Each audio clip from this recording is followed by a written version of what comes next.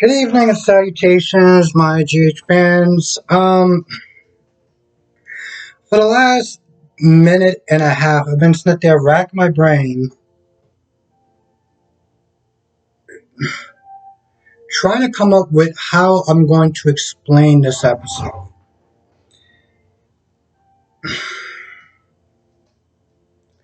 There are things in this episode that I feel like, in some ways, that this is a parallel dimension. There are characters that are doing things that just seem out of character. And, I'm not saying that this is a bad episode, but sometimes I always sit there and wonder, what exactly am I missing? There's times where I'll go to Brock TV's channel and he'll be like, I really like this episode. This was a good episode. I would sit there and say to myself, whenever I see, his review, and I watch the same episode, I'm just like, did we watch the same thing? And that is what makes, I guess, the soap opera community, the reviewers and stuff like that, so interesting, because we all have different perspectives. And by the way, I want to sit there and thank everyone for rocking with me.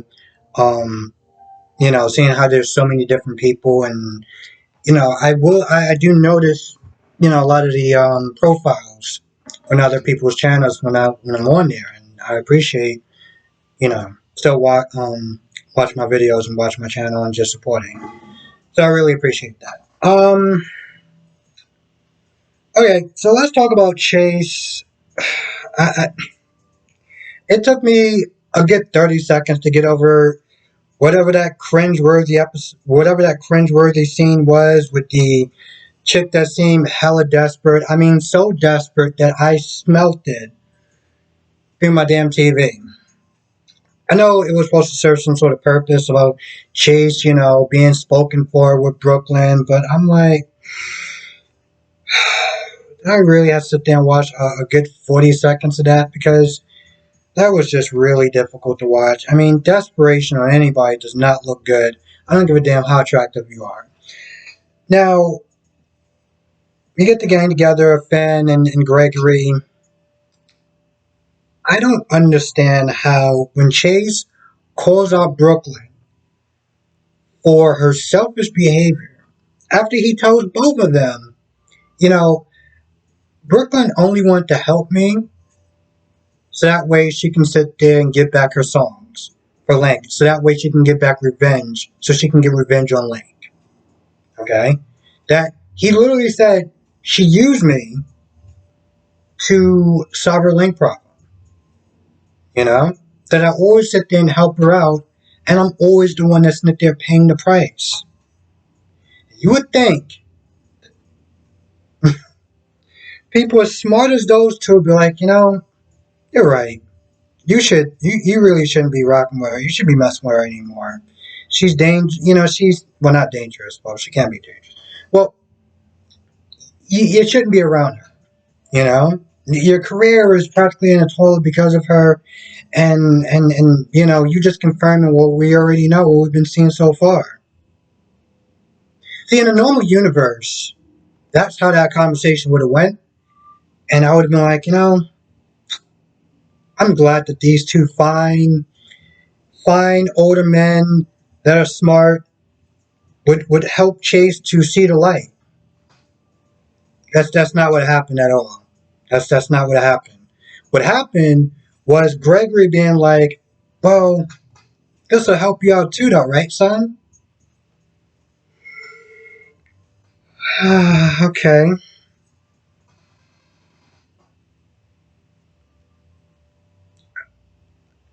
This is after Chase was like, your first impression of Brooklyn was spot on, and I should have listened to you. No, wait a minute, son. I mean, you know, what? He literally just said you were right. Not only should you not take the win, but you should sit there and be like, listen, I didn't mean to sit there and tell you that stuff to hurt you. But he is not there defending Brooke. And so is Finn. I Your son's career is in the toilet, and you're just like, no, you should be a pop star. I mean, that's what you should do. This man is literally supposed to talk about his passion for him being a detective, for being a cop. This is what he knows. This is his thing. This is his deal. This is something that he found a passion for in life. Okay, you're sitting there talking about, well, I mean, you got good talent. I mean, you did the nurses ball, and okay, I see we are just being completely counterproductive in this conversation. This is wow.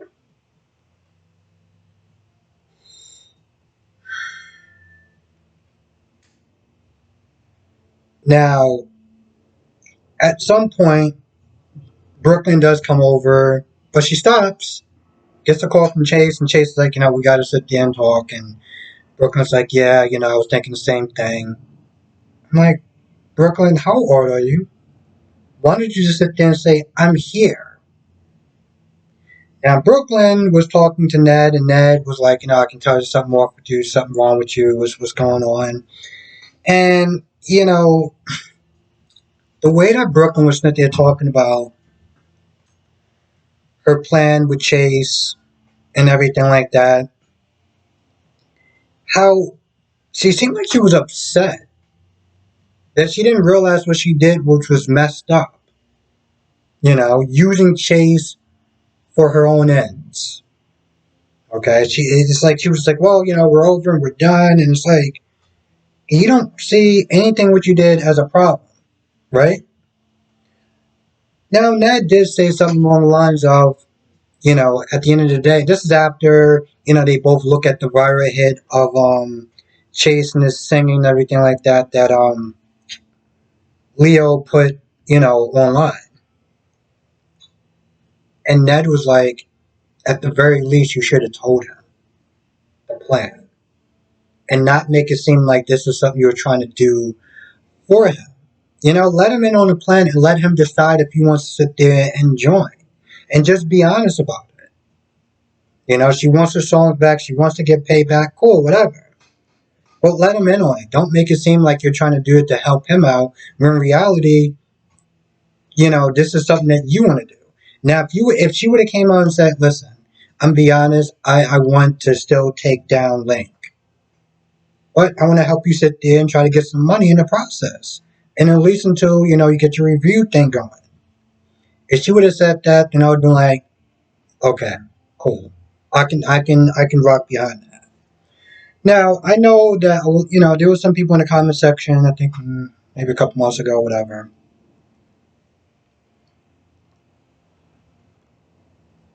that was like, Brooklyn is going too far as trying to get these songs back. And while I do agree to a um, large extent, I also don't do music.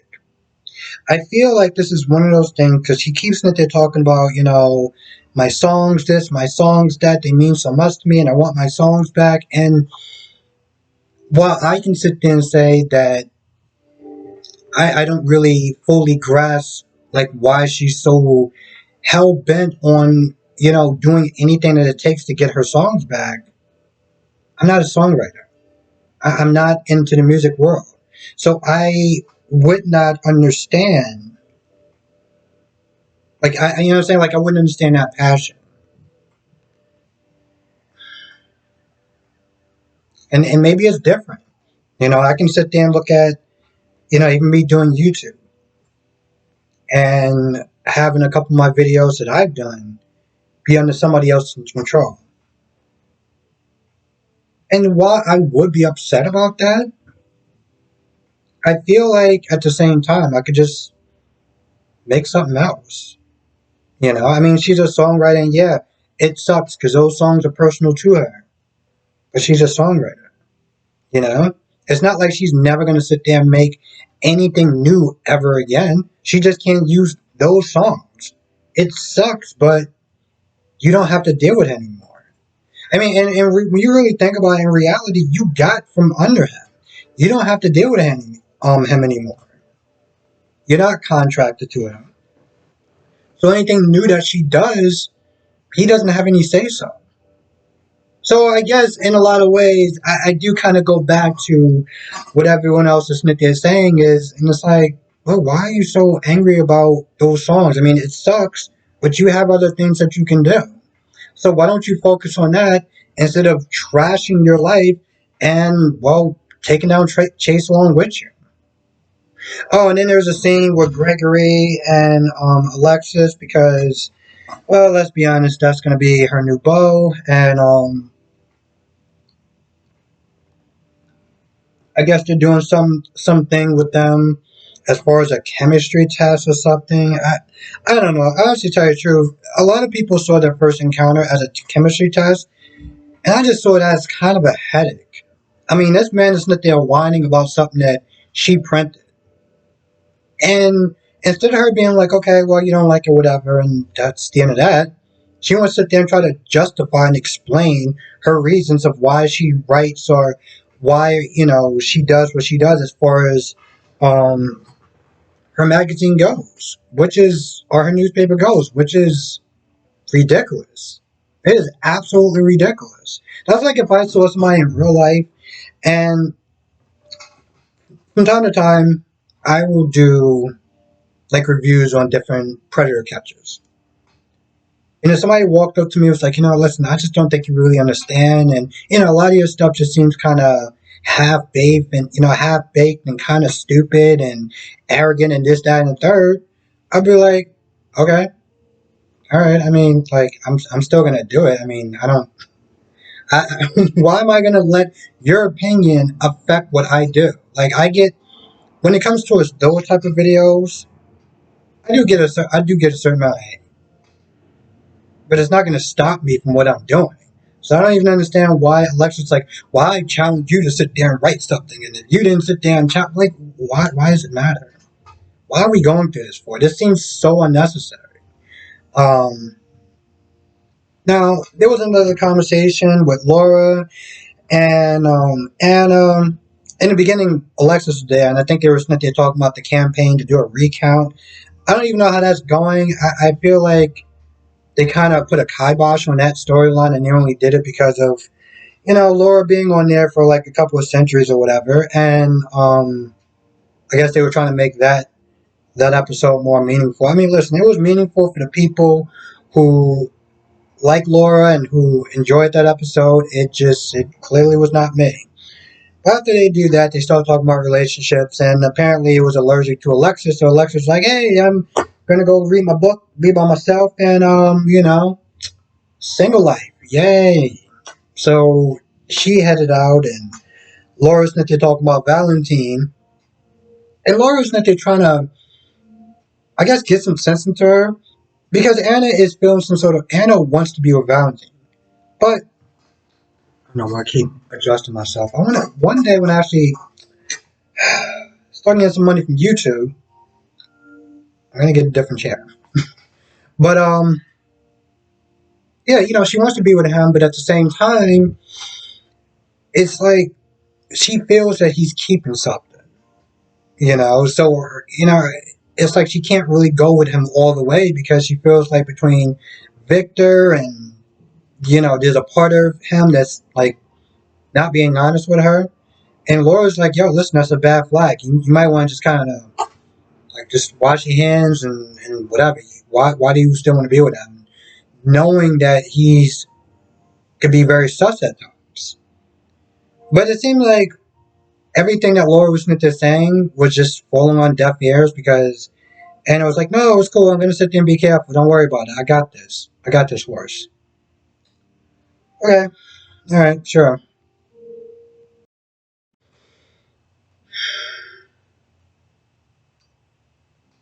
Does somebody want to sit there and tell me why Kevin thought it was a good idea to bring Jake to go see Liz? I feel like that's so counterproductive to whatever therapy that she's going through, and the reason why she didn't really want to sit there and get a lot of visitors from people. Um, and Jake gets there, and Jake is like, "When are you going to come home? All you gotta do is pack your bags and go home." Like she's trying to recover. She's trying to get better, and you bring her son there to what?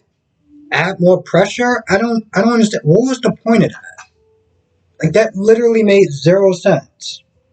And of course, Jake and Cynthia talking about, the grandparents that's reaching out. She was not happy about that. And after she left, Liz pretty much just told Kevin that, she has trash ass parents. That's never been there for since day one. Since apparently she didn't go along with their plan and how they wanted her to be. So they just was like, all right, cool, we're just gonna sit there and drop you off to somebody else and you can just be their problem. All the important milestones in her life, they haven't been there for her. They haven't been there for her. The one difficult thing that she had to deal with, and in a lot of ways still have to sit there and deal with today, and everyone know what I'm talking about. They weren't there for that. But yet they can find time to sit there and talk to, her children. Now, in the beginning, I didn't really understand why that bothered her so much. But after some of their reading the comments and things of that nature and really thinking about it, I got it. I understood. Now, with that being said, we are still no closer to finding out what is wrong with Liz from the time that the actress took her vacay to now. We're nowhere closer. We got her back, and that's cool, but we're nowhere closer. And I don't know if we're gonna get there. I mean, right now we got the whole Sonny and Carly and Nina and Aurora and Michael taking down. We got all these big storylines. And when we get to Liz, it's like, yep. I mean, it's nice to see you, but we're nowhere close to finding out what's going on with you. So there's that. And then when Finn was went there talking to Chase about Liz, and Chase was like, listen, just be direct with her. Find out what's going on with her and see if you can help. Felt like that was stupid advice, by the way, because if it was just that simple, then he wouldn't have had to go away in the first place. But for some odd reason, he decided to sit there and take Chase's advice and said, hey, this isn't that bad. This isn't really good either, but whatever. He goes there, and Kevin tells him that she's gone. I mean, it wasn't like it was involuntary. It wasn't like she was a prisoner. She volunteered to go in there. So she can go and leave whenever the hell she chooses. So, I don't exactly know why she decided to leave. I mean, were they just not doing enough, or were they not really doing anything? This chick has been there for how long? And we finally get to sit there and see her, and she's nowhere closer to finding out what's wrong with her than when this whole thing started. When it might have been a slim possibility that it was something supernatural. Yep, that's real progress right there. That's I know that a soap opera is a lot different than a show as far as getting to the plot faster. They gotta stretch things out. But in some ways I feel like that's kinda arrogant. Because at the end of the day with TV we never know what's gonna get canceled or what's not gonna get canceled and things of that nature. And to sit there and stretch it out to the point where they feel like, oh, they're just gonna sit there and keep watching it, and they're gonna sit there and keep renewing it. We have no idea. I feel like we should probably get to some of these plot points a little bit faster, especially seeing how they're adding in new characters like Cody Bell and Rory and Dax.